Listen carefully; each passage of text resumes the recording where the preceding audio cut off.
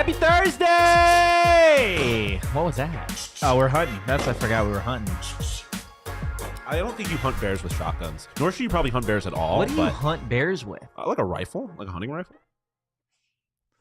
I feel like you need a bigger weapon. Well, that... What kind of bears are we hunting? Don't hunt bears. Well, unless you got... you can hunt bears if you got like a permit for it. Yeah, but what... Is there like a bear population problem? Like deer hunting I get because it's like population control. But if you're just hunting bears for sport, that's kind of... I mean, that's just hunting in general normally. Well, yeah, but hunting... I mean... Kind of... You can hunt bears on Saturday. It's kind of fucked up. It's a little fucked up. It's like going to hunt elephants. No. Yeah, it is. What's the difference? Just because they're here? I don't want to have this conversation. Yeah, exactly. You're a bad person. Whoa, I've never hunted in my life. I've never hunted in my life. Just like you were before the show. Why was I? Oh, yeah. You're a bad person. Totri's a bad person. I'm Anthony Totri. He likes killing bears. This guy right here is Shawn DePaz. Yeah, I am. Always keeping me in check at all times of the day. What a start. I told you it was going to be off the rails. Yeah, no, you're absolutely right. This is Chat. Hi, Chat. How are you? We got a lot to get into today. We're going to be talking Pac-12 power rankings. Got some updates with ASU Volleyball to talk about. We've got Bobby Hurley and Jamiya Neal sound.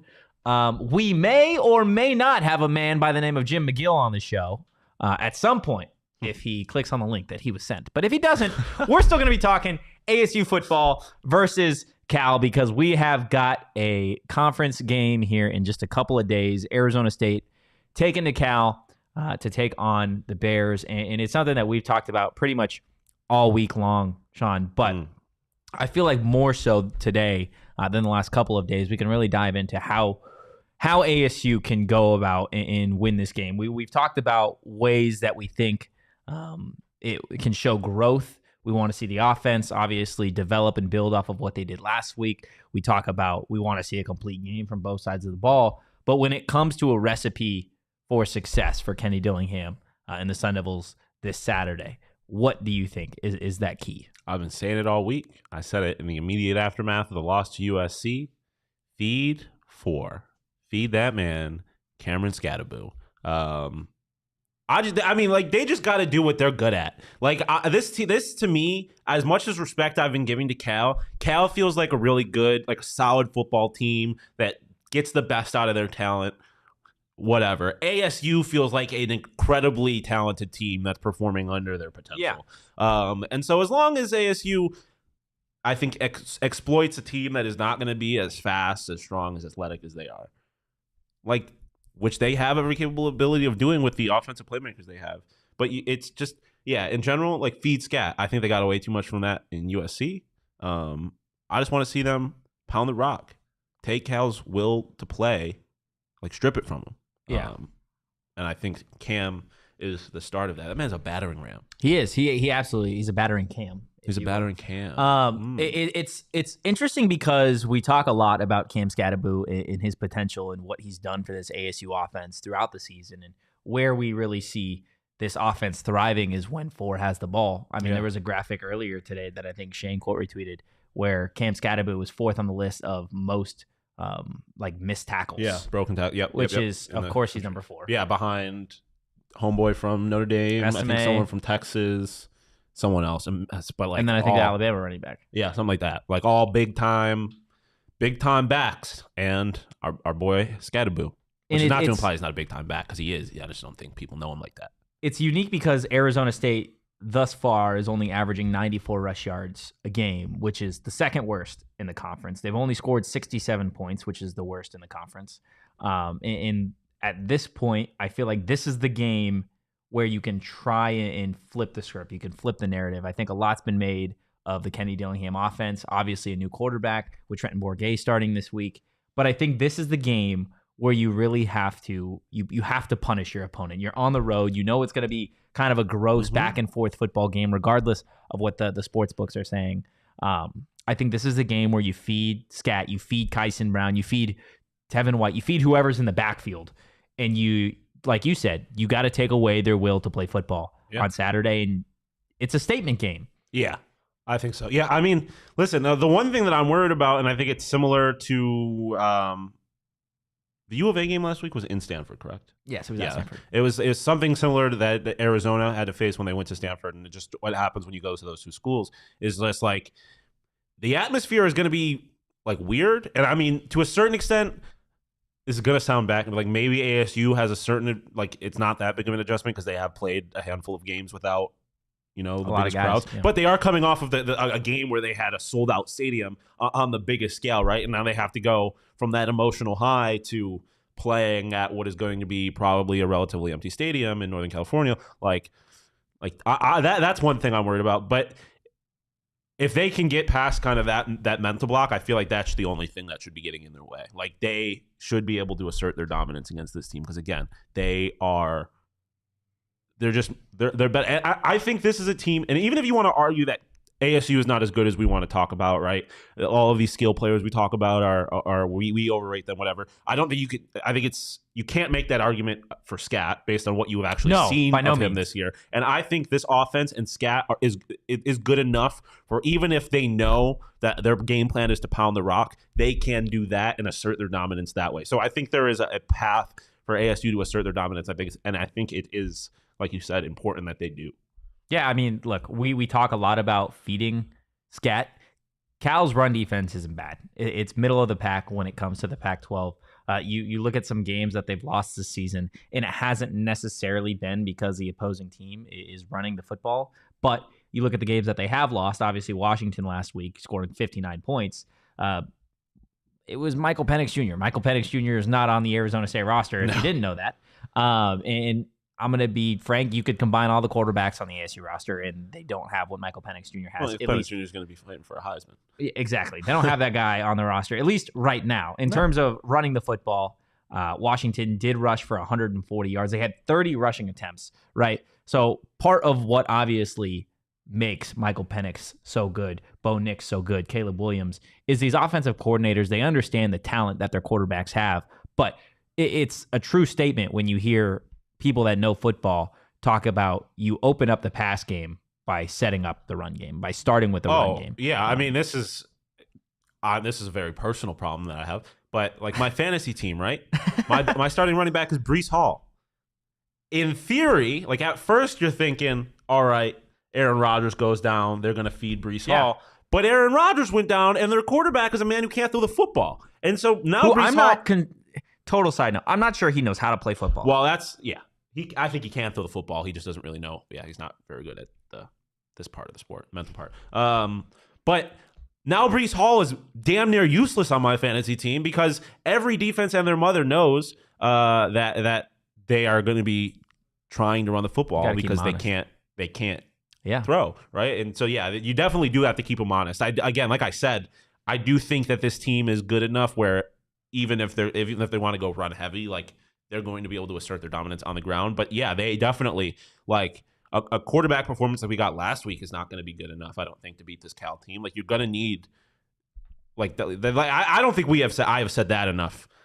Like as much as I think that ASU can beat Cal, like they are going to need to play better than we have seen them play this year. Like I don't want to make it seem like this is going to be some walk in the park. I know for sure ASU can do this. I know for sure ASU can play better than they have. We just haven't seen them do it yet. So they are going to have to do that. They're going to need specifically, again, better quarterback play, this time from Trenton Bourguet, which we have seen him do, right? We've seen him turn in like massive quarterback or massive passing performances. And if he can do that and Scat can have his way on the ground, then it's going to be a very long day for the Cal Golden Bears. Oh, absolutely. I think, look, if you're the Cal defensive coordinator, like step into those shoes, what weapon are you trying to take away on Saturday? Like, how do you go about game planning?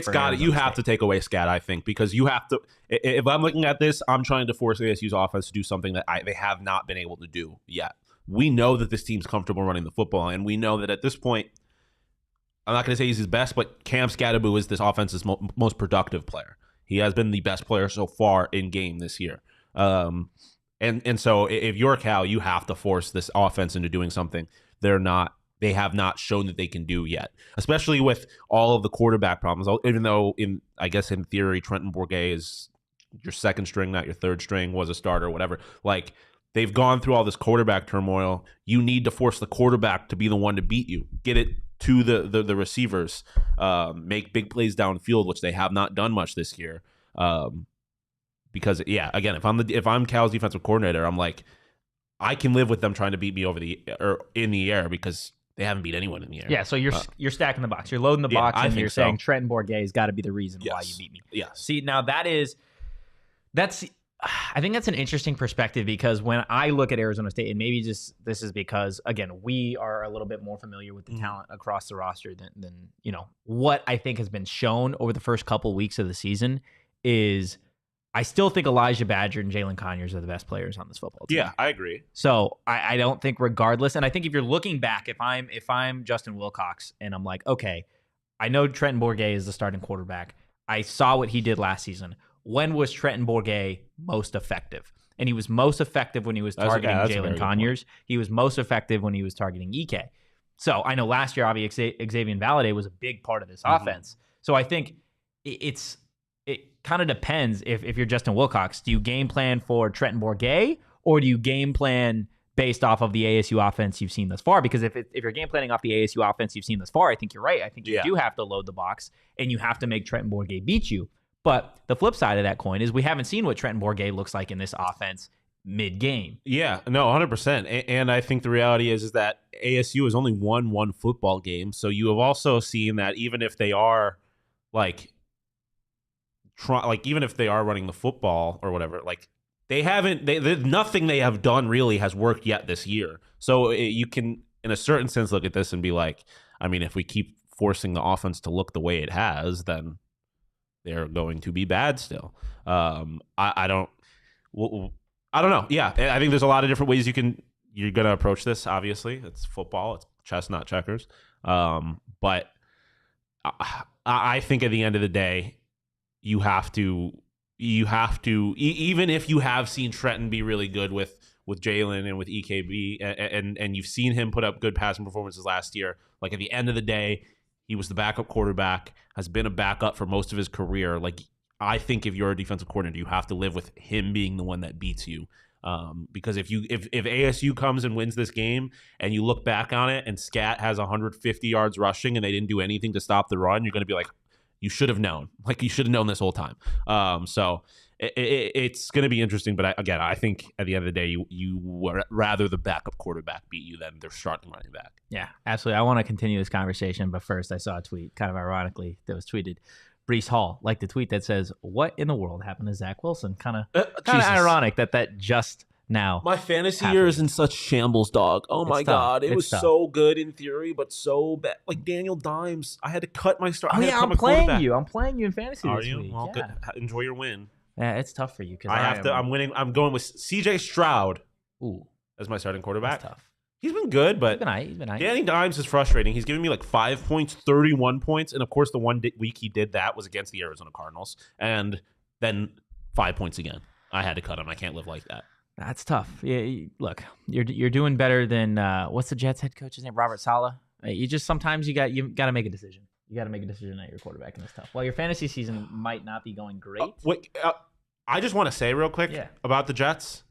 They're clearly tanking. That's why they're not signing anybody. Like, I think if you're the Jets right now and you're their front office, you're like, okay, Aaron Rodgers is never playing football again. He's 30,000 years old. Almost tore 40. His ACL or his Achilles. Like, he's never going to play football again. That's how I'm looking at it on management. Zach Wilson sucks, but there's no one on this roster that people can look at it and be like, oh, they should be playing this guy. Yeah. Like, Zach Wilson is still probably the best quarterback they have on their roster. So I think they're just trying to tank for Caleb. It looks like we have Jim McGill. He's calling in right now, so we'll hopefully get him on here in 1 second. Before we do that, I want to tell everybody at home about our friends over at FOCO. If you are here every single day and you're looking at this beautiful studio that we have, if you didn't know, it's FOCO that pretty much put all of this beautiful stuff behind us. You want to put on your favorite hat, Shawn? Because that's from FOCO as well, guys. FOCO is a leading manufacturer of sports and entertainment merchandise with a product that includes apparel, accessories, toys, collectibles, novelty items, and more. Foco always has our back for Arizona sports, and they have yours too. Get the best gear around by visiting www.foco.com and using that code PHNX for all non-presale items. Use the promo code PHNX for 10% off. How do I look? Phenomenal. You look like you're ready to make some money. I'm always ready to make some money. And you know where I'm making that money? You're making that money at the BetMGM Sportsbook app, baby. Duh. Because BetMGM Sportsbook is my favorite place to bet on sports. They're always giving us they're incredibly generous folk. Yeah, they're they always are. giving us bonus bets, parlay boosts, profit boosts, all things of the sort. So we love our family. Oh yeah, over at BetMGM. Also a pretty good place to make some parlays, wouldn't you say? I'd say we got one cooked up. We got one cooked up. We call this, what did you call this earlier? This is the GOAT parlay. The GOAT parlay, the PHNX Sun Devils NFL parlay. Where is Shane's team? The Seattle Sea Chickens? Where are they? Do they not have odds for them? Oh, their odds aren't up right now. So this is just the boys. The boys parlay. It's the Bills and the Chargers. Duh. It's free. Duh. Brian Hoyer is not beating the Chargers this week. It's not happening. And there's no shot. Well, there's definitely a shot that the Miami Dolphins beat the Bills. But you can get some pretty good value on it for that exact reason. Parlay the Bills money line and the Chargers money line together, plus 136. And who knows? You might end up with a profit boost, a parlay boost of some sort, and you get even better odds on that. So shout out our friends over at BetMGM. And there's no better time to get in BetMGM because of the offer we got. Place your first BetMGM Sportsbook wager through BetMGM Sportsbook mobile app of at least $10, and you will receive $200 instantly in additional winnings, regardless of your wager's outcome. You can check out the full show notes for details. And now listen to Shano talk about the disclaimer.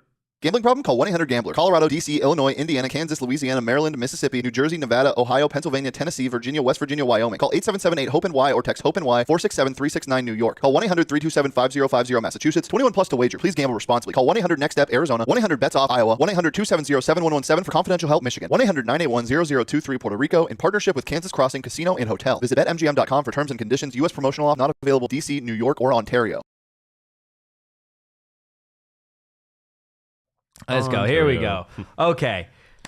Make your money on BetMGM. And now, without further ado, we've got Jim McGill, who covers the Cal Bears on the daily. Jim, we appreciate you taking the time today.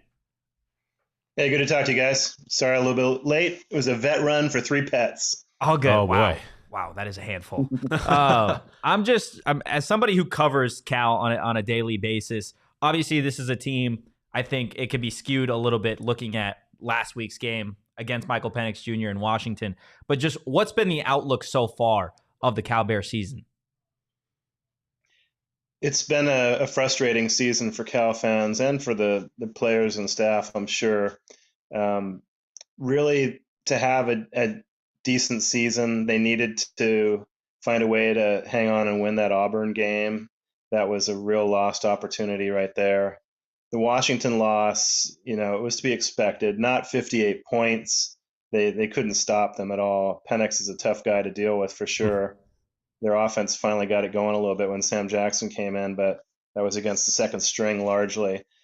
So yeah, it's not looking super optimistic for the program and fans right now. It's hard to see a pathway to a bowl game. Honestly, it's a really rough schedule with Utah on the road, Washington on the road, Oregon on the road, UCLA on the road. It's going to be really tough for them to squeak into a bowl game. So this is one of those matchups where they have to take advantage of ASU's injuries in a home game and pull in a dub. But nothing's guaranteed these days. Yeah, it's funny because you mentioned. It sounds like the aspirations for this team was a bowl game. I think maybe the public perception of Cal Golden Bears football is not necessarily equivalent to where the program is actually at. Do you think that's fair? Like, do you think that Cal is just even as a program in a better place than people might realize? Yeah, largely because of the portal transfers. They added a lot of quality depth. They have depth at pretty much every position right now that they don't usually have, and I don't expect media and other fans to really be aware of that. I mean, for portal guys, you hear about the former 5-star transfers, real high profile guys like that. But they brought in a lot of quality, and I really think that their good quarterback play away from being in a bowl game. And I think all Cal fans are realistic about the fact of where they are in the football universe in terms of people's perception. They've got to win on the field before anything's going to change. And I think really it's like I said, it's going to have to hinge on Sam Jackson or one of the other quarterbacks figuring it out and playing consistently in this system. Yeah, you bring up the quarterback situation. ASU fans all season long have kind of dealt with the same thing. We're quarterback play and a bull ban away from a bowl game. Just Jaden Rashada, now Trent Bourget, Drew Pine, Jacob Conover, already 4 quarterbacks playing for Arizona State. Yeah. Listening to Justin Wilcox earlier in the week, it sounded like they were still going back and forth, maybe with injuries or whatnot. What is the quarterback situation as it stands right now, just a couple days away before kickoff? They're not really. Sorry, I'm having trouble with getting the camera in the right place. They're having trouble naming a true starting quarterback. There hasn't been any promises made about this weekend. Finley got injured late in the game, so I think the assumption is that with Jackson coming in and playing well and Finley getting dinged up at the end, that it's going to be Jackson. But the staff hasn't announced who the starter is going to be, and it's going to be anybody's guess as far as ASU's game planning goes. But I'm pretty sure they're probably planning on Jackson starting too. So I mean, outside of the quarterback play, if Cal is able to figure out to get a way to get some good quarterback play, like who's he getting the ball to? Who else on this offense should ASU fans be worried about? Well, as far as him getting the ball to, you'd be talking about receivers and tight end, and they have a really good receivers group. The leader is Jeremiah Hunter, and he is a veteran receiver that is the leading receiver on the team right now. They've got a lot of other dependable guys out there, Monroe Young, Brian Hightower, who is a transfer from Illinois, and previously to that, Miami, is a big, tall, strong receiver who's been good when he gets the opportunity. Tron Grizel is a new starter. He's a 6'5", redshirt freshman who catches everything that comes his way. Maven Anderson's a guy that's been productive for them. He's been a little dinged up, but he should be playing. Their tight end is somebody that's been more of a weapon, Jack Andrews, than they've experienced at the tight end position in a few years. He's a redshirt freshman too that a lot of people don't know. He's been pretty productive. And Jaden Ott is a running back that if he has the holes, he can be elite. He's had some really big games. He had 180 in their opener against UNT. He had 283, I think, against Arizona last year, which I'm sure that Sun Devil fans really mourned about. But he's got talent around him to get the ball to, and the offensive line's been a bit better than it's been in recent years too. I think a lot of it is just about making the right reads, and Jackson's a very inexperienced quarterback that played 1 year in high school and threw 6 passes at TCU before transferring to Cal. So if they can get him to stay in the pocket when it's not time to run, where he keeps his eyes downfield, he's got a great arm. When it is time to run, if he runs the read option correctly, he may be the fastest quarterback in the country. He's electric with the ball. So when the light comes on for him, this is going to be a totally different team. It's just a question of when and if that will happen. Yeah, absolutely. Jim, last couple of questions before we get you out of here. I think a big thing for ASU fans, at least going into this game, is the Sun Devils in the offense obviously played a much better game against USC than they really have all season long, with Kenny Dillingham calling plays, keeping it just to about a 14-point game for the majority of that loss to USC. So I think it was a little bit of a surprise when ASU fans saw that they were almost 2 touchdown underdogs to Cal, a team with just 2 wins on the season and obviously a big loss to Washington. Do you feel like, looking at both these teams, that 2 touchdowns is the right amount for Cal to be favored here? No, we're scratching our heads. We're scratching our heads about that because Cal just got hammered and ASU just played a good game against a good team. So I don't really know what the thinking is there. I think maybe they're setting the odds based on the way ASU played prior to USC, but no, it doesn't make sense to me at all. Can you enlighten Cal fans a little bit as to why things were so different against SC? You mentioned Dillingham calling the plays. anything else you can put your finger on to enlighten us? I think between Dillingham calling the plays and then Drew Pine not really being thrust into action the way that he was against Fresno State, he had a full week of preparation. And then obviously with Kenny calling the plays, you kind of get to see that it's he really gave the reins to Drew, and then obviously the running back Cam Skattebo to kind of, I guess, create a little bit of magic. But that means he's a beast. He is a he's a different kind of guy. Yeah. He's a different kind of guy. Yeah, I really think it was just they caught USC off guard. There was no way to prepare for our running back punting the football and also throwing the football multiple times. Like it I think he just kept them off guard enough to keep them in the game for a while. But obviously the result at the end was what it probably should have been. Yeah, the team with Caleb Williams is going to win 9 times out of 10. True. Yeah, well, I am as baffled as everybody else is about those odds. I mean, Cal may end up protecting the odds and winning the game by double digits, but you just don't really know what kind of Cal team you're going to get right now. So it's anybody's bet who's even going to win this game, let alone all that considered. Do you have a prediction on how you think this might come out? I do think this is the game that Cal gets their feet under them. I don't know if I would feel that way if Jackson didn't come in and play some good ball against UW. So I guess that I will predict a 31-20 Cal win. Still covering. Yeah, still covering. Live with it. Thank you, Jim. We really appreciate it. That win is different than setting the odds. Believe me, it's a big difference. Very true. Very true. It's definitely going to be an interesting game, I think, regardless on Saturday, and it could really, I think, change things for both of these programs throughout the rest of the season, depending on how it goes. So, yeah. Thank you, Jim. We appreciate your time. Thanks, guys. Appreciate it. Thank you. I think the best part of that was that he was just as baffled at the odds. Yeah, as we were. And it seemed like all Cal media is. I mean, they're just like, wait, what? We're 2 touchdown favorites? Listen, I had said it early on. I have no problem with them being dogs. Cal has been 2 touchdown favorites since Aaron Rodgers was quarterback. Yeah, like I don't have a problem with ASU being dogs, but 2 touchdown dogs, that's egregious. To a team that just lost by like 27. And it should have been like to his point more. Yeah. Yeah, it was they all got all those points against the second string.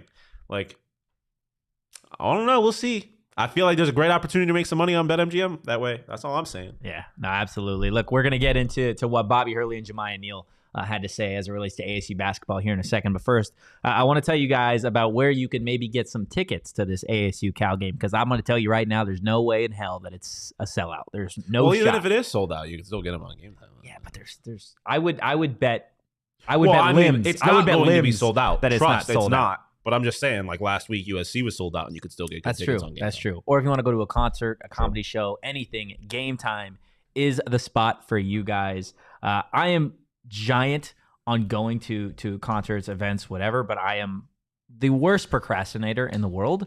But Game Time is what I'm going to be doing. Absolutely the place to go get your tickets. The prices are amazing, and the cool thing is it has the feature where you buy now, pay later. My favorite feature of all time.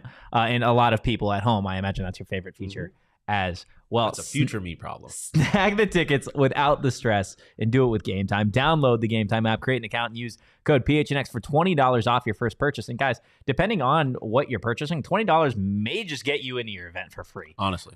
Terms do apply. Again, create an account and redeem code PHNX for $20 off. Download Game Time today.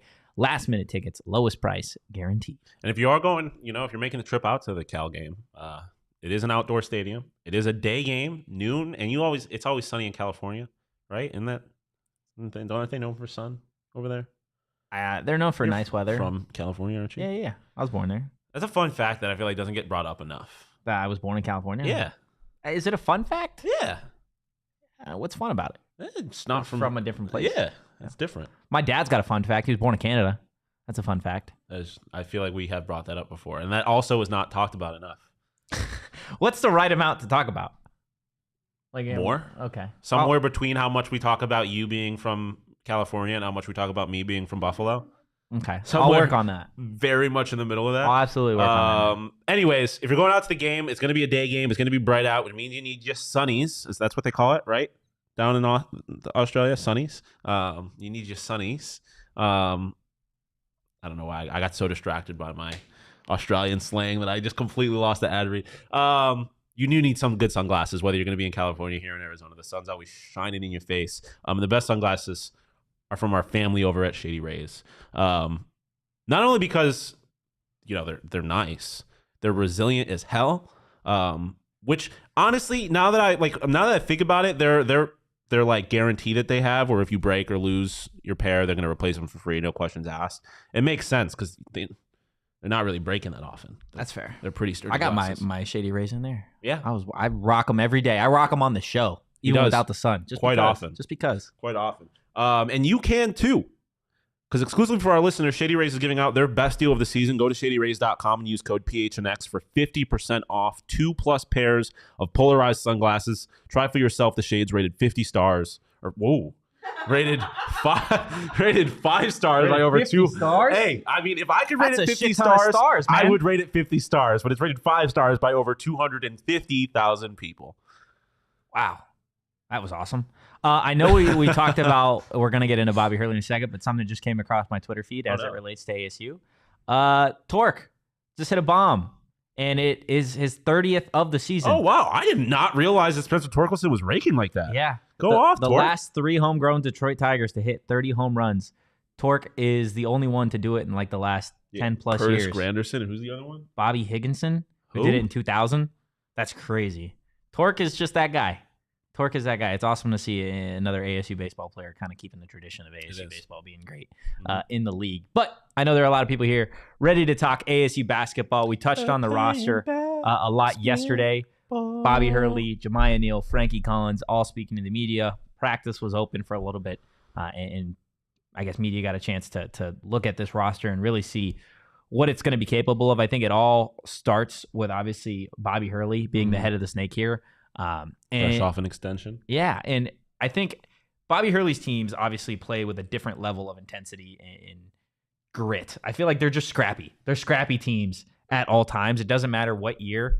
You look up a Bobby Hurley team and you're going to see a bunch of guys that they all play the same style of basketball. They're all running up and down the court. They're fast-paced. And, we're doing this at all times on the sideline, on the baseline, getting ready to go.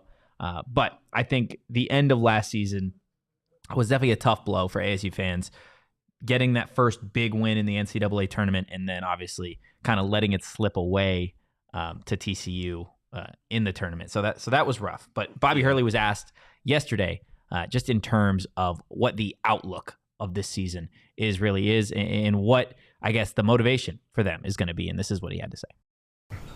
You're never satisfied, and you're never content with anything you're doing. We had a great season last year. How do we take further steps and get better? And going to the NCAA tournament's great, and it's very difficult. I think last year I might have talked about all the blue chip programs that they weren't even good enough to make it to the NCAA tournament. So you have to take pride in that, but at the same time, we want to try and compete for championships and win games in the NCAA tournament and do more. And that's that's kind of the goal for us. I mean, yeah, the goal is to win games in the tournament. Like, yeah, I and that's why, it's funny because I think there are a lot of people who are disappointed with how last season ended, but I don't look at it like that at all. I'm just they made the tournament last year, dog. I didn't necessarily go into that season expecting it, and so I just think it's something to build off of. I think this team is going to be better than they were last year, maybe, and last year they were pretty damn good. So yeah, I think that the expectation, the goal is definitely just not just make the tournament, not just win a play-in game, but, enter in the round of 64 and then win a couple of games and make some noise. That's the next step for sure. I will get to JJ's comment here in a second, but I think to your point and to Bobby's point, right, where I think a lot of ASU basketball fans, where they're at now and where they've been in the past is, okay, let's make it to the tournament. Mm-hmm. That's not what that quote, that's not what the team's mentality is. They don't want to just get to the tournament. Obviously that's a big step, but you want to win games. Yeah, you want to make noise. You don't get a trophy for showing up, right? No. You want to get to the tournament. You want to do it in such a dominant fashion to where you don't have to play in the first four. You don't have to go to fucking Dayton, Ohio anymore, to where you have your spot solidified when Selection Sunday comes and your fans are like, okay, how deep are we going to go? Yeah. It's not are we going to win one? And I mean, look, they're hosting the national championship this year. Yeah, Final Like, Four. it is it, and I don't want to make this sound like they're going to make the national championship. That'd be pretty fun. But and like sweet, though. you like that is going to be, I think, an extra internal motivation for them. Like, obviously, the goal is always a national championship, but if you could do that at home, like in Phoenix, that would go crazy. That'd be hard. Electric. And so, like, I think that is going to be, they're going to have that, that logo posted up somewhere, and it's going to say Phoenix on it, and they're going to want it. They're going to want that, I'm sure. And so, yeah, like the goal is definitely just making it a tournament is not going to be good enough this year. You got to make noise. You got to give fans a reason to want to watch this season. JJ in the chat, no national media has us doing anything. So my question is this still a make or break year for Hurley? Shawn? No. I mean, like, there's obviously a floor that he can't go through. Like, if it's, if they go winless in conference play, it's not like his job's that secure. But like they go winless in conference play, he's fired. Yeah, obviously. But like, I don't think it's a make or break. Like, I think if they make the tournament and don't win a game, or they just barely miss out on the tournament, like, I don't think he's getting fired. I don't think so. So I don't think it's a make or break in that regard. But like, it is certainly, again, the goal has been, the bar has been raised. Yeah. So like, I think what is considered a success is definitely going to be harder to achieve. But I wouldn't necessarily call it a make or break year. I wouldn't call it a make or break year. I think it might be a make or break year from fans' perspective of their perception of Bobby Hurley. Like, I think if you make the tournament this year, and again, you did go into Selection Sunday with the idea of like, we're good this year, we're really solid, then I think that solidifies Hurley's spot in ASU fans' eyes of like, okay, we've got the right guy. I think missing the tournament wouldn't be enough to can Hurley this season. At least in my eyes. Yeah. However, with that said, I think with the age of college sports as it is now, we talk obviously a lot about NIL and the transfer portal, and success in football is different than success when it comes to collegiate basketball. I think it's quicker to find success in collegiate basketball with the transfer portal than it is collegiate football, just based off of the sheer fact that it's 5v5 versus 11-on-11 at times, right? So I think with the roster as it stands now, I think ASU has a strong starting five, especially if Ace Wolf gets his waiver cleared. I think that gives him a really deep team specifically. And you got guys with experience in Frankie Collins, in Adam Miller. You've got guys with superstar potential in my eyes in Jamiya Neal. And you've got obviously a big in Shawn Phillips Jr. and then whoever ends up playing the four, whether that be Gaffney, Meeks, whatever. Like, I think this is a roster that is capable of doing a lot of great things. Now, to JJ's point, the Pac-12 is pretty deep this year, but I think you see that every year when we get to Big 12 basketball or whatever, of like, you can win like 18, 19 games and you can find yourself potentially making having a spot in the tournament because of the competition. I think this year in the Pac-12, especially, we touched on it yesterday, of it's the last year in the Pac-12. Mm-hmm.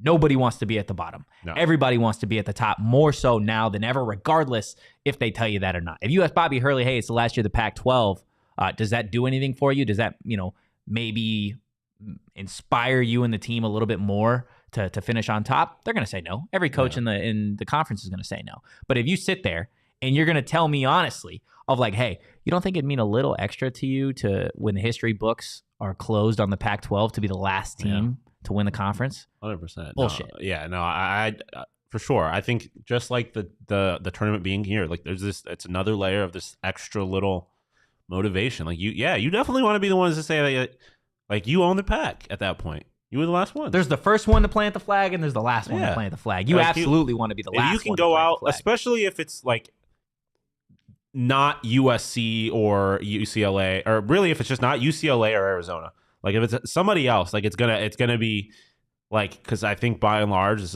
is their conference as far as basketball is concerned, right? And so if somebody else can be like, yeah, you can whatever, but we got the last one.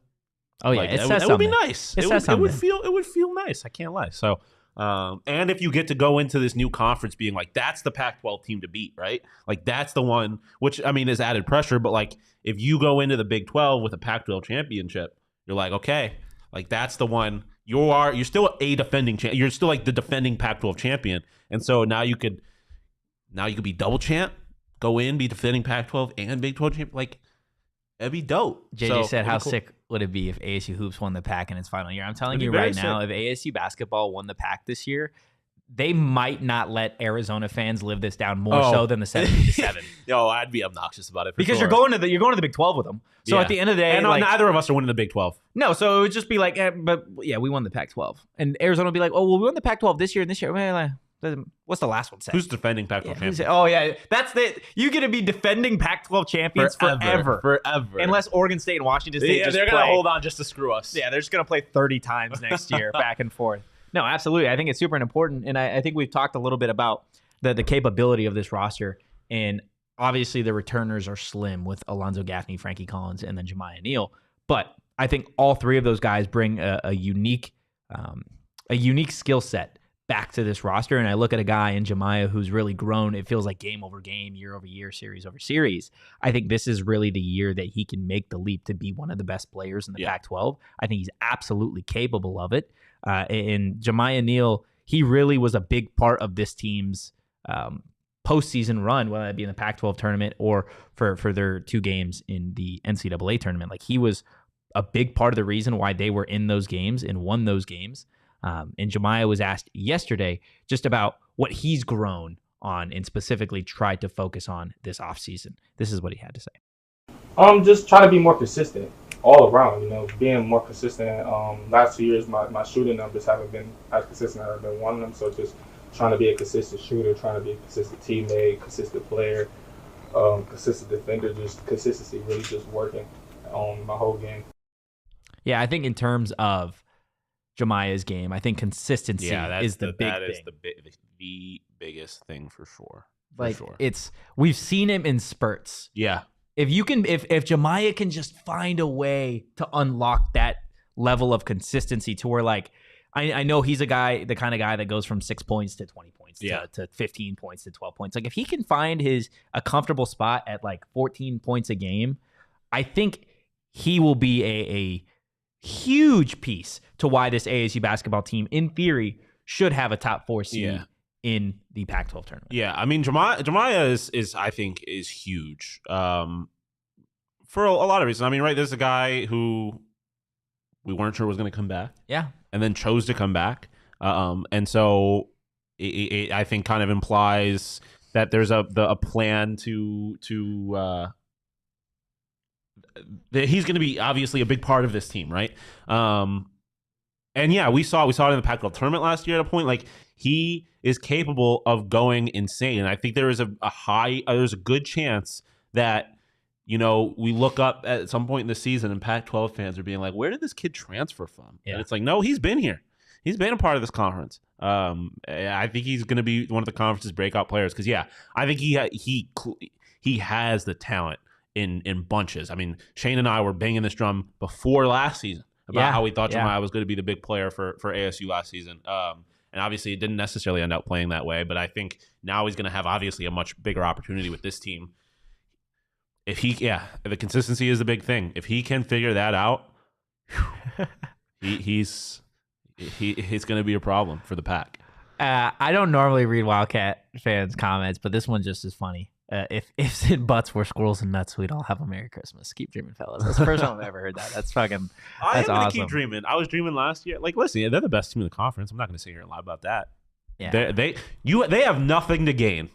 If they win the Pac, it's like cool. Also, Donald coming from Mike Luke's show. Yeah, I know. Don't do that to Mike. Don't do that to Mike. Hey, look. We appreciate everybody in the chat coming in, whether you're a Wildcat fan, an ASU fan, regardless. Diehards can't be fighting diehards. You're all family. Kumbaya. You're all family, whether some of you are stepbrothers or not. It doesn't really matter. Okay. Weird uncles. Regardless. Weird uncles? Yeah.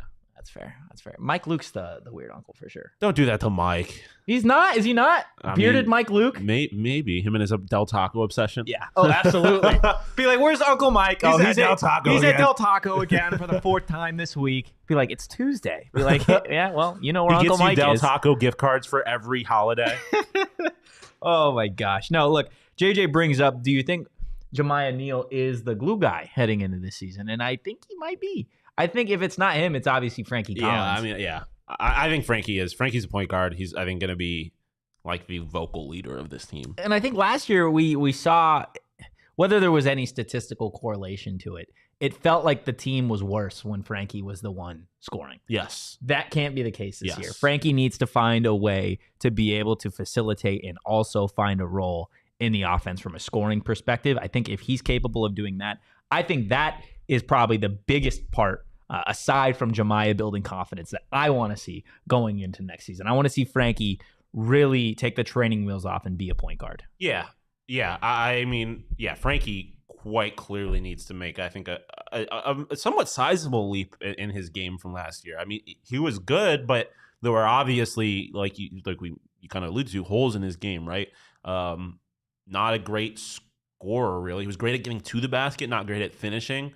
So, I mean, for him, too, if he can find more consistency and find a way to produce offensively while not hindering the rest of the team, which, again, I don't want, like you said, it just kind of felt that way. There's no real statistical proof that was the case or anything like that, so I don't want to necessarily put that on him. But it did feel like at times, like you said, when he was the one when he was being ball dominant in that sense, when he was the source of the offense, the rest of the team wasn't playing that well. There definitely he needs to find that balance on consistency in his own right. And then, I think it's going to be he is the one that I view as the glue guy. I think he is going to be the leader of this team. I mean, it's like the quarterback. It's kind of what the point guard's supposed to be, especially at a school like this. With Bobby Hurley. Yeah, no, absolutely. Donald in the chat. Okay. I was wrong for the Mike slander. It was uncalled for. We appreciate you, Donald. And Zona, we appreciate you. We appreciate you all. I appreciate Donald because he's a shooter. He is a shooter. He takes shots for us. He's not going to let nothing fly. Donald's on the front lines for us. That's absolutely how it works. Back to Jamiya, and we talked earlier about the transfers on this team. And year over year, it looks like that's really just what college basketball is slowly turning into. You get a few guys coming back year after year, but for the most part, it looks like a new roster. Almost every single season, specifically as it gets to Arizona State and Bobby Hurley squads, it's felt like there's just been so much turnover over the last few years. So Jamiya was asked yesterday just kind of what this team looks like, pretty much. This is what he had to say. I think this year's team is going to be scrappy. I think we're going to be fast. We got a lot of fast, quick guys. I think we're going to get after our defense. As usual, we got a lot of guys that can shoot the ball. I think we're going to be able to score the ball really well this year, and I think we should be able to defend really well. So I'm looking forward to see how Coach puts up the schemes offensively and defensively. You said it while we were in the break there. I got excited. I forgot how good they defensively were so good defensively last. Like they were great defensively last year. Like one of the best defensively last year. And the fact that specifically is what sticks out about this team to Jamiya is very exciting because they were like they could compete. They beat Arizona. Like they competed against anybody in the country. Was so good. They competed against anybody in the country because of their defense. Beater, are you kidding me? Yeah. I was standing out there in the quote unquote spot for the D-backs game. And I don't know what it was, but it just took me back to when you, me, and Shane and Damon were here. And like, we were like, the game's over. Like, realistically, game's over. Inbound pass to Dez, pulls it up at half court. And it felt, I know there was 4 of us in here, but it was dead silent. Yeah. Dead silent. It goes through and on cue. We lost our mind running up and down. I can't wait for basketball to be back. Oh my goodness. Yeah. That was good. Yeah. God. Yeah, but the defense was really good last year, man. And if Jamiya, if that's what points out, or it sticks out to him, that's exciting. JJ making a good point that the offense was hard to watch at points last year, and that's certainly a concern going into this year too. But I think, again, since there is so much turnover, you can just it's kind of hard for it to get worse than it was last year. So you can kind of just hope that this new cast of characters. I think JJ brought it up to Jamiya coming into the season healthy because that wasn't the case last year. JJ's an ASU basketball sicko. He is. He doesn't. He was here at the beginning when we were talking about football, but it wasn't until basketball was mentioned that he showed up. In the comments. No. JJ is he's the what's it called? I think the Leonardo DiCaprio meme where he's just sitting back in his chair and then it's the where he basketball. Yep. Yeah. No, that's exactly what it is. Immediately when we start talking basketball, that's where JJ sits up in his chair. He's like, okay, I'm ready to go. But yeah, look, ASU basketball is going to be something that we're going to be talking about really from this point forward with ASU football. So our shows are going to be jam-packed. Oh no, Donald is... on the Donald flaw. Oh, it's okay. UNC Everybody's got a few basketball flaws. fan. Look, I'm not going to judge you on the worst thing about Listen, you. that's nice to know because I will be talking big shit about ACC basketball this year in that case because I'm a Syracuse guy, obviously, and UNC was tragic last year. You let them know, man. You let them know. I'm just stating facts. It's okay. Look, we can all bond over the fact that we're all in love. I'm in love with Circle K. I'm in love. I just want to let everybody know with America's Thirst Shop. Okay? What? Well, on cue, AZ Wildcat. Mike Luke talks about Del Taco, gambling responsibly, OG's Gummies, U of A, Circle K, pizza, and bars. Like it or not, you all have 90% in common with them. There we go. Yeah, no, look. Me and Mike Luke have a love for Circle K, as does everybody here at PHNX. It's America's Gotta Thirst pay the Shop. bills. They've got phenomenal deals on snacks, on energy drinks, on Gatorade Zero, my personal favorite. And they got a new free membership program, guys, where you can save 25 cents per gallon on your first 5 fill-ups and get every 6th free in a selection of Circle K products, whether that is pizza, coffee, ice-cold fountain drinks, or anything else that Mike Luke loves at Circle K. Yeah. Join Inner Circle for free by downloading the Circle K app today. Terms and conditions apply at participating locations. Visit CircleK.com for details. And guys, it really is super, super easy to sign up. Yeah. Like it's literally takes a 1 minute tops. It is true. Another thing that Mike Lou likes to talk about is the Four Peaks, and I'm not talking about Umar Ballo. I'm talking about the beer, the best beer in Arizona, as a matter of fact. We love our friends, our family over at Four Peaks, and again, not talking about Umar Ballo and company. That's just for AZ Wildcat fan. But it is again, those. Dude, I might have to go get a Del Taco I might have to cheeseburger, wash it down with too. some Four I might Peaks. have to too. Mm. That's a partnership that it needs to happen. Oh gosh, it does. But the partnership that already has happened. That's true. PHNX Four Peaks. Because Four Peaks is amazing. They got on top of great beer, right? Kilt Lifter, great fall beer. Pumpkin Porter, the best fall beer. Pumpkin Porter cheesecake at their A Street Pub. It's a vibe over there. If you haven't been to the A Street Pub, do it. And also visit fourpeaks.com/locator to visit all of your favorite brewery tours and events. They've got Steinholding, Oktoberfest, Haunted Brewery Tours, all right around the corner. You can check out at Four Peaks Brew or at Four Peaks Pub to keep up with the latest at Arizona's hometown brewery. Must be 21 or older to drink Four Peaks. Please drink responsibly. Drink responsibly. Jose, 14 likes, ... I'm pissed. I'm pissed too. I'm mad as hell too. Look, dude, Bobby Hurley is solid. It's basketball season. Leave us a Give him like. some likes. Give him some likes. Whoa, I'm not saying it's fully basketball season. Well, it's not, but I mean, we It's talked about fall season. Because football, Fall. basketball. It's sports season. Sports season. And volleyball season. It's Sun Devil season, 365 Did you days. know, Shawn, Oh, yeah, I knew. that ASU Volleyball, Is a wagon? there are more than a wagon. They are, what's more than a wagon? They're a tank. Yeah, sure. They're a a tank. caravan of wagons? Ooh. They're an air balloon of wagons. What? That's not a thing. That You don't doesn't know make that? sense. You don't know that? What do you mean it doesn't make sense? Explain to me what an air balloon of wagons is. You know what an air balloon is? Yes. You know what a wagon is? Yes. Okay, so put wagons in an air balloon. You have an air balloon of wagons. So it's an air balloon that's carrying wagons. Yes, it's on the rise in the sky. Okay.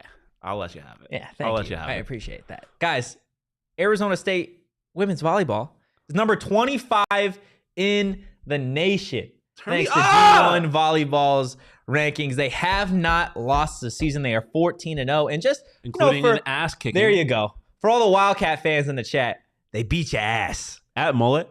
Oh, it was a sold-out crowd at Mullet. It was absolutely awesome. And this is a team that, if you look at D1 Volleyball's rankings, I want to say they are like one of 4 teams that are actually still undefeated.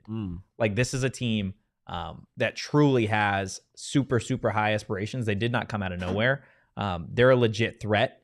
And I think when we get to, obviously, the rest of conference play in the Pac-12, because we know how good the Pac-12 is just in terms of these Olympic sports, I think you're going to see this team potentially win the conference. And that would be just absolutely huge for them. Well, yeah. I mean, it'll be really cool to see them play even more like high stakes matches and stuff like that at Mullet specifically, because I mean, we know Mullet is just, you could put turtle races in Mullet and it'd be an electric atmosphere. And so for like to have ASU volleyball playing there with some like high leverage some games, like that would be awesome. Oh yeah, because Sun Devil fans show out like they did against U of A. And I think ASU fans are just are desperate for a winner, man. Well, they're giving you a winner. And I that's been one of my chief complaints about ASU fans in general, right? Is all these people talking about how ASU athletics they're sad, whatever, they want Ray fired. You're just looking in the wrong places, man. Like, volleyball's doing their thing, right? Soccer, when soccer was good last year. Lacrosse obviously we good. talk lacrosse. We talk about our triathlon program all the time. Like, you're just looking in the wrong places, dog. So shout out ASU volleyball. Go get some tickets. Absolutely. I'm looking at Game Time right now. I don't see a single ticket more than $20 for any game that they have in conference play going through November. You can go watch USC at ASU for $11, and it's a ranked team. And also, if you haven't watched volleyball before, It's electric. I feel like we've talked about this off air. Like, you like betting on volleyball. Oh, it's one of my favorite sports to bet on. Yeah. And for some of the OGs, our good friend Aaron Slindy, former part-time producer here, D1 volleyball legend at West Virginia, which is one of the many reasons I love her, because I love talking shit about West Virginia to her. But West Virginia. volleyball's electric, man. It is. So check it out. Go check it out. Oh yeah, I forgot. How did I mention swimming? Yeah, Another dominant program. like literally, Like- probably the most dominant. like, yeah. what- They have the like best the best. athlete out of any of the teams here. Yeah. In Leon Marchand. Yeah, Like, I mean, Leon Marchand might be the best athlete in the world. Best athlete in the world. He's definitely best at ASU. Best He's- in Arizona. I mean, he's about to be winning medals in the Olympics, dog. Trust. And I mean, that puts you up in that conversation. Like, You're just you're saying. You're right. We started with football, and we're going to end with football. We've got some Pac-12 power rankings. Last week was obviously a shit show in the conference. Shawn, let's go ahead and start with your Pac-12 power rankings. A lot of movement this week. a lot. There's a few things on here that could be interpreted as disrespectful, so I need to address. First off, Oregon being over Washington. I mean, maybe this is a tip of the hat to our friends over at Colorado, and they're just like, but I already see a mistake I made on this graphic. I suck. Every week, dog. What was the mistake? I have Colorado last week being 7 and also dropping 1. I don't know. Stupid. Anyways, Oregon. Bo Nix is going to win the Heisman, I think. I just think this offense is so dominant, and the fact that the defense was able to hold what I think is a respectable Colorado offense, a great quarterback in Shedeur Sanders, albeit without Travis Hunter. The fact that they were able to hold that offense to 6 points, I believe, right? Like, that's just impressive to me. I think Oregon is the best team in this conference. I want to see Washington play some of these really difficult teams before I give them that crown. Obviously, I dropped USC because of their lackluster performance against ASU. Wazoo, big movers. Obviously, beating a team that I've been very high on in Oregon State in a banger. I think it was 38-35 in the end. They're clearly a good team. They put up points on a good Oregon State defense. Oregon State, I dropped 1. Utah, I dropped 1 too. Listen, a 14-7 win over UCLA does not do anything for me. In fact, it kind of hurts you. Like, I'm not feeling good about Utah yet. I need to see them with Camp Rising and them beat real teams in like real fashion. Otherwise, I'm not feeling really good about it. Colorado down to 7. I believe they were 6 last week. I dropped them down 1 to 7. Travis Hunter, I think, is a big loss, and they're playing the team I think is the best in the conference, so I don't want to penalize them too much. UCLA, I leave at 8. I don't know. You can make whatever you want out of that 14-7 game. Cal, I put over Arizona, and this is where I think people can view this as disrespectful. Cal lost. Arizona, by a lot. Arizona won. But barely winning to Stanford is not much of a win. A. B, this is directly related to the fact that I don't know what's going on at quarterback. You're either going to have to play Noah Fafita, which I think is the right choice, but is their backup, or you stick with Jaden DeLaura, who is just not good. Which is the right choice for ASU fans. Yes, which I think obviously he's the incumbent, so there's a chance of that happening. If that happens, Arizona is not going to win a lot of games. So there's that, but I'm not that big of a hater that I'm going to put them below Arizona State, because Arizona State, I do think is a good team, but they need to prove it to me before. They got to win a game before I start moving them around in my rankings. And then Stanford, you almost did the damn thing. And if you had done the damn thing, you wouldn't be in the spot. Arizona would be last in the conference, because if you lose to Stanford, you're last in the conference. But they couldn't pull through, so Stanford stays at the bottom. They almost had it. They almost had it. Let's see what my Pac-12 power rankings look like. It's another, same as yours, a lot of movement. I do think Washington is the best team in this And conference. I can't fight you too hard on that. I think there's an argument for Bo Nix 100%. and Oregon to be number one. It's also just want to say Bo Nix is going to look absolutely horrible in a Las Vegas Raiders uniform at some point because that is bound to happen. I don't know why. I just feel it. I just feel it. Bo Nix, you are a Las Vegas. He's going to look so good in it too. Is the problem? I know. I don't want him to be in it. He's going to look so good in it. The Raiders. Everyone looks good in the Raiders uniform. It's like the best uniform in I football. don't want him there at all. Outside of yours, guys. Yeah. Michael Penix in that offense at Washington is just an absolute juggernaut right now. They have an equivalent offense as USC, but they have a defense to go along with it. That's why they're number one. I love Oregon. I think their win over Colorado solidified their spot as a top 3 team, and in this case, a top 2 team in this conference. I think Oregon, out of these 3 teams that I have at 1, 2, and 3, is really a sleeper to be in the CFP. But I think they are certainly a capable team. I mean, I think we're on a collision course for. I mean, I think there's a chance that this conference can have 2 teams in the college football playoff. It's going to be a tough sell. It is going to be a tough sell because it's the Pac, but I don't think there's a lot of other teams around the country really being all that convincing in there. Like Ohio State's not being like, I don't know. We'll see. Yeah. But I think whichever one of those teams ends up being undefeated, because I think one of them will be representing this. Yeah. No, I agree. I don't think the Pac gets out of the CFP this year. I think you're definitely going to have one of those 3 teams. And I got USC at 3. Look, I know Caleb Williams in that offense did some things as they've done all season long, but that defense really looks abysmal. It's a liability. And their defensive coordinator should not last into next season. He needs to be fired immediately because he is not good at his job by any means. Utah at 4. I do have them moving up. Well, hold on. Remember, USC is going. Well, maybe for that exact reason, actually, USC is going to the Big Ten next year. I'm interested to see how they recruit. They need a DC. They need a DC for sure. Hey, Donnie Henderson's looking for a job. USC. You said they needed a defensive coordinator. Yeah, well, it couldn't be any worse than what they got right now. But yeah, Utah does move up a spot. I understand Shawn's argument with that 14-7 win over UCLA not being great, but UCLA was a top 25 team at the time, and I can't fault Utah for winning that game without their starting quarterback. I think that's impressive, and it just goes to show what that Utah defense is capable of. And Kyle Whittingham continues to be one of the most underrated coaches in the nation. I really love what he's doing. Also love Wazoo. My goodness, they get to move up just because it should have been a wider margin in their win against Oregon State. I know it felt like there was maybe some garbage time comeback points from the Beavs. Stop disrespecting. They lost by 3 points. There's no situation in which you only lose by 3 points and that ends up being garbage time points. Neither here nor there. It is right here. Cam Ward is that guy. Cam Ward is that guy.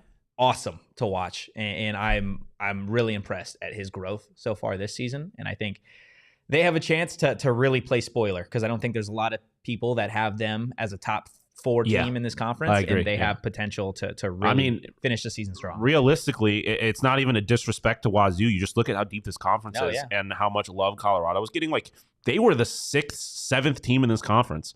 And now we both have them top 5, and I don't think you can argue that they belong there. No, right? Not even a little bit. And I have them above Utah. I have them top 4. Yeah. And if this offense performs like that, there's no reason they can't beat a team like USC. So they could be top 3 in this conference. And then I mean they are the surprise of this conference for sure. Oregon State at 6, Colorado at 7. Colorado, I was going to drop them more, but then you look at the other teams below them, and you can't really justify it. Although I think Colorado was sent back to earth after their otherworldly start to the season. I think they needed to get put in place, and they got their check with Bo Nix in Oregon and Dan Lanning. And I absolutely loved Dan Lanning's pregame speech. It was hard. It was amazing. I'm at a point now where I think the Cinderella story ends here, man. If you're taking sides in this, you're just kind of a loser either way. Like I'm taking sides. I know you are, but like everyone, like the people, like so many of the people, and I'm not putting you in this group, but so many of the people that are hating on Colorado are hating on them for the wrong reasons. And then there's so many people that are defending Colorado. Like why do you care? Like you're at grow up. It's fun. Whatever. It's fun. It is fun. Arizona at 8. They almost lost to Stanford. That's embarrassing. UCLA is number 9 because of their loss to Utah. Arizona State at 10. You put a team that lost to that. What? UCLA should be above Arizona. That's all. That's all. I mean, UCLA. I can't fault Arizona for winning. They won. They won the game. You can fault them for winning. They won the game. You could fault them for winning. A win's a win. Is it not? Not really. It is. Not really. It is. There's no W with an asterisk. No, next this to isn't it. the NFL. That's not how this You're works. right. This isn't the NFL. These are Totri's Pac-12 power ranking. Yeah, but because if we were just, this would just be the standings. If a win's a win, that's not how this works. Like that was a bad performance, and they don't know who their quarterback is going to be. Like, and UCLA scored 7 points against Utah, who you have the 4th team in the country, and they held that team to 14 points too. Arizona State at 10. They move up a spot, even though they lost, just because of how well that offense looked against Caleb Williams and the USC defense. But the defense did look well against Caleb Williams and the Lincoln Riley offense. Yeah. I thought the defense played way better than I initially expected them to against Caleb Williams. Cal drops a spot because they got their ass beat by Washington. In Stanford, you're just there. You're the bottom of the tree. But as AZ Wildcat fan is making in the chat, and it's not biased because it's coming from a Wildcat fan, that U of A was losing that game if JDL stayed in. Yeah. They were going to lose that game. And that's my concern and why I dropped them, because like I think that JDL is going to end up keeping that job at least for maybe another week, as long as he's healthy. I'm not really sure what his status is there, but I don't know. I don't feel good about that team, dog. Well, it's a good thing we don't have to talk about him. Donald in the chat, I've agreed with Torty. God damn it, Donald. You know me, Donald. You're in this show every fucking day, and you can't get my name spelled right anytime. Zero times, Donald. I'm going to just start spelling your name. Well, maybe he does it on purpose. I don't think he does. Torty, because Shane called you Torty. Did he? Yeah. I don't know. I'm going to be honest, Donald. I'm just giving you a hard time, man. I agree with Torty a lot today, especially CU slander, but power ranking C-. Look, man, I'll take it. Not the first time I got a C- in my life. That's going to do it for today's show. Wait, what is my grade on the power rankings? That's a good question. That's what I want to know. Okay. Well, Donald Donald agrees or gives you a grade. I'm going to go ahead, close out the show. Okay. Because it's been a busy show. We've had a lot going on. One of our longer shows. Yeah. I completely forgot about the power rankings until you brought them up. I was like, oh shit, we're still going. Yeah, we went over an hour today. First time we've done that. Well, that's because we're starting to get into the planets are starting to align. We're starting to get into the basketball, football overlap, and volleyball. When volleyball's kicking ass, you got to give them their love. Shout out softball. They had their fall game yesterday. So it's all of the things are starting to happen. Let's go. Eat shit, Totri. I got a B. There you go. Congratulations. Orion, y'all almost lost to Southern Utah. Y'all almost lost to fucking Stanford. That's why I have ASU at the bottom of the conference still. I'm not really sure what your point is there, Orion. Sometimes you got think before you talk. Look, if you enjoyed the content. It's only a B because of my fucking graphic errors too. I kick your ass. Okay. You close the show. If you enjoyed the content today, make sure you give us a like, subscribe, turn on those notifications so you never miss when we go live. Do it. Give us Bobby Hurley's. He's begging for it. Leave us a like. Make sure you follow us on Twitter at PHNX_Sun Devils for all of our great basketball, football, volleyball, softball, swimming content. Best ASU content you're gonna find right there at PHNX_Sun Devils.